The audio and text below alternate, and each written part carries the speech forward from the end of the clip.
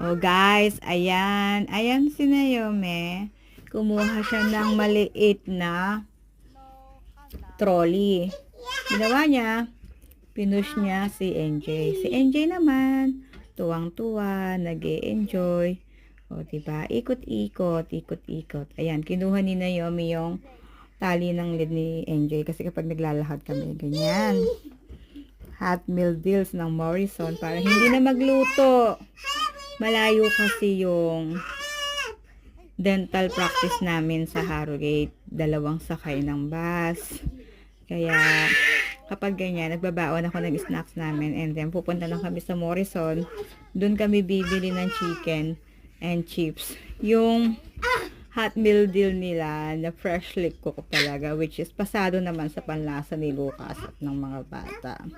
So, ayan guys. Have a nice day. Bye-bye!